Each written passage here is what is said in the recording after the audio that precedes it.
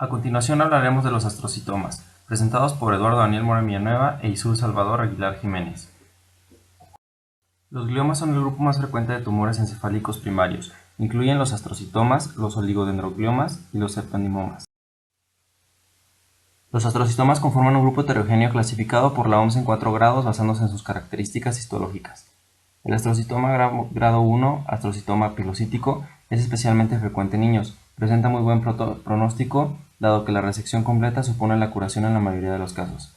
El astrocitoma grado 2 es el astrocitoma difuso. Dentro de este grupo existen diferentes subgrupos con características propias. Es un tumor infiltrante y con una tendencia a evolucionar hacia lesiones de histología más agresiva. El astrocitoma grado 3 o astrocitoma anaplásico es un tumor igualmente invasivo, aunque sus características histológicas le confieren un peor pronóstico que los grupos anteriores. Puede evolucionar hacia glioblastomas multiformes. Y el astrocitoma grado 4 o glioblastoma multiforme es el de mayor agresividad y a la vez el más frecuente de los astrocitomas. Las dos principales categorías de tumores astrocitarios son los astrocitomas infiltrantes y las neoplasias no infiltrantes, de las cuales las más frecuentes son los astrocitomas pilocíticos. Representan 80% de los tumores encefálicos primarios del adulto en pacientes adultos. Generalmente se encuentran en los hemisferios cerebrales. También pueden aparecer en el cerebelo, tronco del encéfalo o la médula espinal, más a menudo entre la cuarta y sexta décadas. Los signos y síntomas de manifestación más frecuentes son crisis comiciales, cefaleas y déficits neurológicos focales relacionados con la localización anatómica de la afectación. Los astrocitomas infiltrantes muestran un aspecto de diferenciación histológica que se correlaciona con la evolución clínica y el pronóstico. No existen los astrocitomas infiltrantes de grado 1. Los tumores varían desde astrocitoma difuso, grado 2 de 4, hasta astrocitoma anaplásico, grado 3 de 4, y glioblastoma, grado 4 de 4. El grado 1 de 4 se limita al astrocitoma pilocítico. Basando la genética molecular, ciertas alteraciones genéticas se correlacionan con la progresión de los astrocitomas infiltrantes desde bajo hasta alto grado. Entre las alteraciones más frecuentes están las mutaciones que afectan a p53 y la sobreexpresión del factor de crecimiento alfa derivado de las plaquetas y a su receptor. La transición a un astrocitoma de más alto grado se asocia a las alteraciones de genes supresores tumorales RB y P16, CDNKA y a un supresor tumoral putativo desconocido en el brazo largo del cromosoma 19.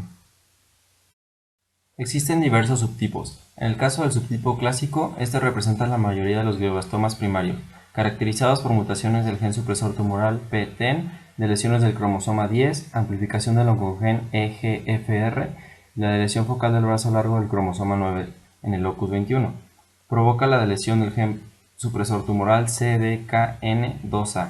En el caso del subtipo proneural, este está asociado a los glioblastomas secundarios que están caracterizados por mutaciones en el gen TP53 y mutaciones puntuales de IDH1 e IDH2. También muestra sobreexpresión de PDGFRA. Tenemos que los gliomas de bajo grado, los astrocitomas 2 y 3, muestran también este tipo de mutaciones. En el caso del subtipo neural, está caracterizado por niveles altos de expresión de marcadores neurales NEFL, GABRA1, SYT1, SCL12A5. Y en el caso del subtipo mesenquimatoso está caracterizado por deleciones del gen NF1, cromosoma 17, y baja expresión de la proteína NF1.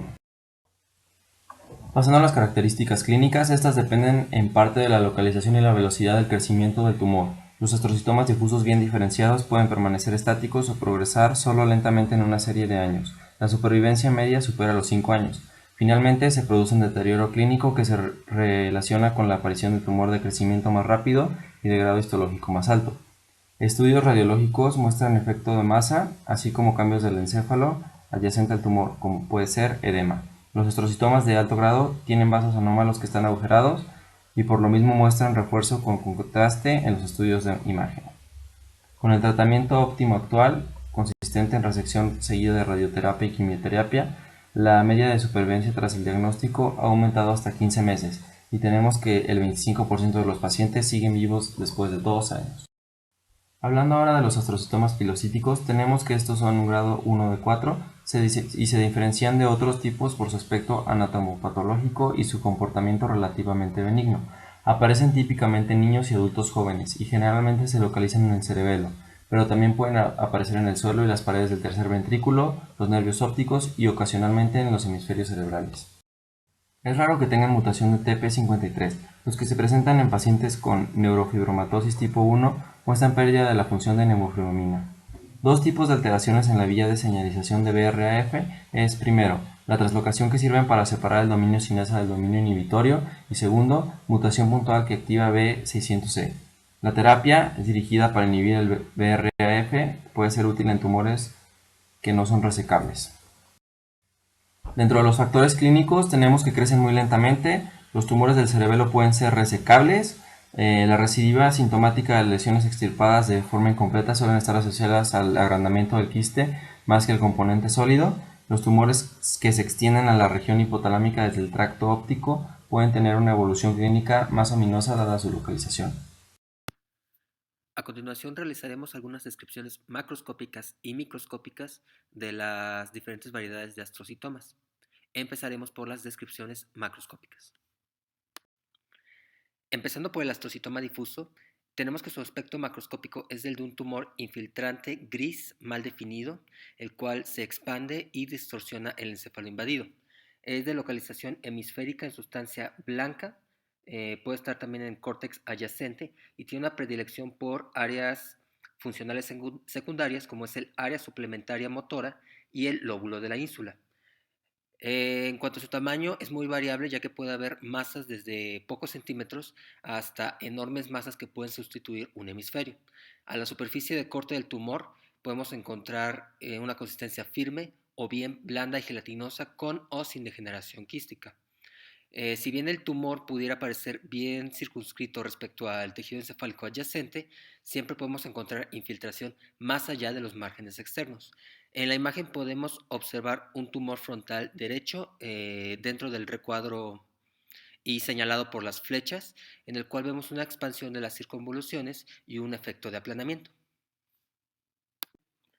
En este otro ejemplo del astrocitoma difuso podemos observar la tumoración en la sustancia blanca y tomando en cuenta la línea que divide simétricamente el encéfalo, podemos ver cómo por el efecto de masa se está generando una desviación de la línea media. En el astrocitoma pilocítico, este está estratificado como un tumor grado 1 de 4 y generalmente se presenta en niños y adultos jóvenes. Su ubicación más frecuente va a ser el cerebelo. Se trata de un tumor que generalmente es quístico con zonas alternantes de patrón sólido. En este último caso, generalmente se encuentran bien circunscritos o pueden presentar un patrón infiltrante, aunque esto es menos frecuente. En la imagen podemos observar un astrocitoma pilocítico en el cerebelo con un nódulo del tumor en un quiste y la flecha gris estaría señalando el componente quístico de este tumor y la flecha roja estaría señalando el patrón sólido del tumor. El glioblastoma es una lesión infiltrativa de alto grado de ubicación en hemisferios cerebrales, específicamente en la sustancia blanca subcortical, cuya característica es una variación en el aspecto macroscópico de una región a otra. Esto quiere decir que podemos encontrar áreas firmes y blancas, así como áreas blandas y amarillas debido a procesos necróticos, así como regiones de degeneración quística y hemorragia. Usualmente estos tumores son de una coloración grisácea, aunque puede haber una variación en el color precisamente por estos procesos quísticos y hemorrágicos. En la imagen podemos observar la masa infiltrante correspondiente al glioblastoma, en el cual podemos encontrar estos aspectos de la necrosis y la hemorragia. Ahora pasaremos a la descripción microscópica de los astrocitomas. Empezando por el astrocitoma difuso, el cual está estadificado como un tumor grado 2 de 4, al aspecto histológico se caracteriza por un incremento leve a moderado de la celularidad glial con un pleomorfismo nuclear variable y también es posible encontrar una red interpuesta de finas prolongaciones astrocitarias con proteína gliofibrilar ácido positiva, los cuales van a dar al fondo un aspecto fibrilar. Esta característica lo podemos encontrar en la imagen, en los círculos amarillos que se presentan y de igual manera en el círculo más grande podemos observar esta densidad celular elevada. Así también hay que tener en cuenta que la transición entre el tejido neoplásico y el normal va a estar poco definido y pueden observarse células tumorales infiltrando el tejido normal a cierta distancia de la lesión principal.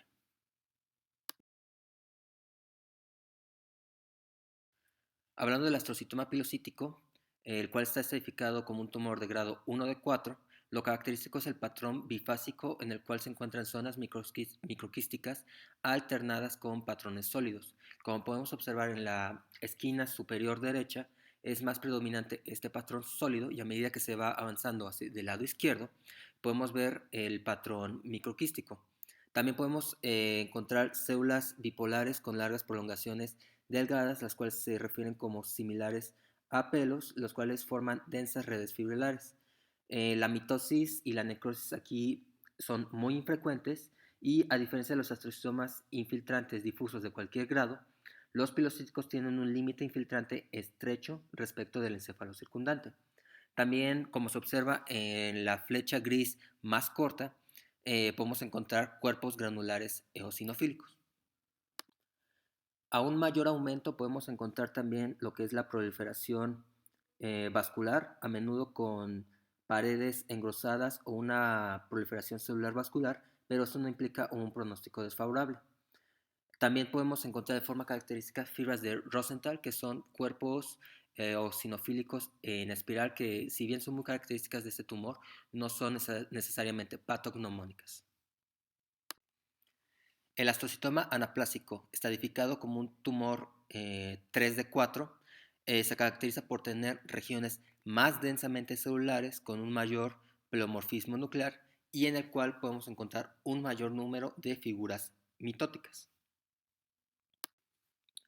Otra variante de los astrocitomas es el astrocitoma gemistocítico, en el cual el astrocito neoplásico predominante consiste en un cuerpo celular eosinofílico brillante, similar a los gemistocitos, de ahí toma su nombre, y a partir del cual se generan abundantes prolongaciones robustas. También se caracteriza por tener alta celularidad con atipia. En este caso, en la imagen y señalado por las flechas, podemos ver estos astrocitos gemistocíticos y a partir de ellos cómo eh, se dan estas prolongaciones robustas.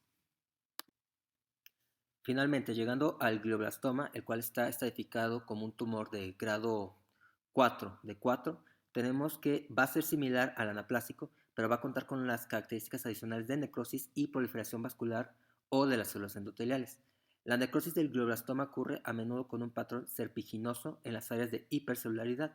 Las células tumorales, como podemos observar dentro del recuadro gris marcado con la letra N, se van a ir acumulando a lo largo de los bordes de las regiones necróticas y van a producir un patrón histológico denominado pseudoempalizado. Otra característica es que la proliferación celular vascular se va a caracterizar por copetes de células acumuladas que van protrudiendo la luz. El criterio mínimo para esta característica es una doble capa de las células endoteliales. Como podemos observar en el recuadro de color rojo, con la proliferación celular vascular marcada, el copete forma una estructura en forma de balón, la cual va a denominarse cuerpo glomeruloide. Puesto que las características histológicas pueden ser extremadamente variables de una región a otra, es necesario tomar muestras de diferentes zonas para tener certeza del diagnóstico. Las complicaciones que puedan surgir de estos astrocitomas dependerá de si se trata de uno de bajo grado o uno de alto grado. En el de bajo grado, cuando se da un crecimiento del tumor y con el consiguiente efecto de masa, pudieran darse datos de hipertensión intracraneal como son náuseas, vómitos, papiledema y la fotofobia. Las tumoraciones de alto grado se relacionan con un mayor número de efectos neurológicos dependiendo del área donde se desarrolla el tumor. En el caso de un desarrollo en el lóbulo frontal, se manifiesta una disminución en la capacidad intelectual y alteración de la marcha. En el lóbulo temporal, pérdida de memoria y alteraciones del lenguaje. En la zona rolándica, pérdida de la fuerza y sensibilidad en las extremidades contralaterales. Y en el lóbulo occipital, pérdida de visión del campo visual contralateral. Asimismo, pudiera generarse trastornos ópticos por desarrollo del tumor en lo que es el nervio y el quiasma óptico, herniación tanto cerebral como del foramen magno, y si hay afectación ventricular, datos de hidrocefalia.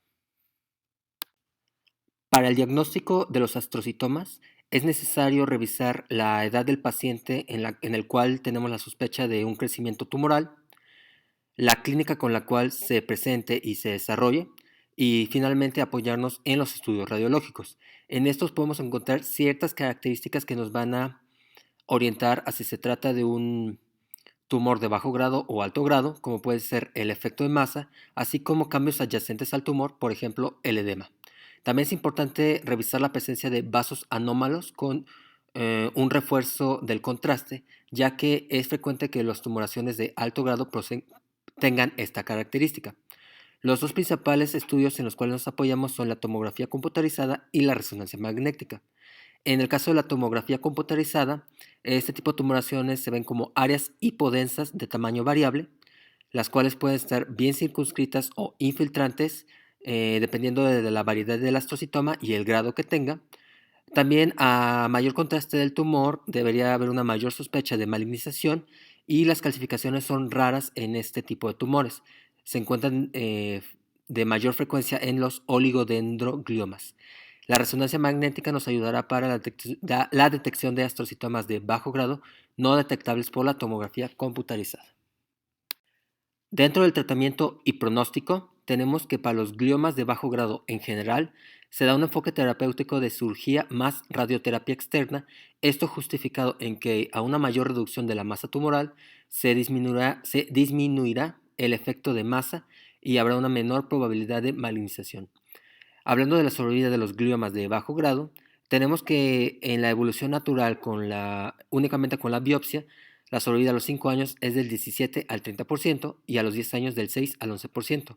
Con la cirugía sola, a los 5 años es del 13 al 38% y a los 10 años del 11%. Finalmente, la cirugía más la radioterapia, a los 5 años la sobrevida es del 50 al 60% y a los 10 años del 35 al 40%. Hay que recordar que cuando hablamos de astrocitomas de bajo grado, nos referimos a los astrocitomas de grados 1 y 2. Los astrocitomas y de manera general los gliomas de alto grado presentan un mal pronóstico para el paciente. El enfoque terapéutico en este caso consiste de resección del tumor más radioterapia y sesiones de quimioterapia. El factor pronóstico más importante para el paciente es la posibilidad de una resección completa o casi completa de la tumoración. Esto ha permitido una media de supervivencia de alrededor de 15 meses y se ha visto también que el 25% de los pacientes siguen vivos 2 años después del tratamiento. La localización también es importante en el pronóstico del paciente, ya que se ha visto que los tumores de línea media presentan un peor pronóstico para el paciente. Asimismo, distintos marcadores y criterios están relacionados con la sobrevida del paciente. Principalmente la sobreexpresión del P53 y el elevado índice de proliferación se relaciona con tasas de menor supervivencia. Finalmente, podemos concluir que los astrocitomas, como parte del grupo de los gliomas, son de los tumores encefálicos primarios de mayor frecuencia, abarcando cerca de un 80% de los tumores neuroepiteliales. Su diferenciación principal en astrocitoma infiltrante y no infiltrante determinará su distribución en el encéfalo, el grupo de edad al cual afecta y su evolución clínica, así como también el enfoque terapéutico que recibirá y el pronóstico del paciente. Agradecemos su atención y esperamos que esta presentación sirva para una mejor comprensión del tema de los astrocitomas. Muchas gracias.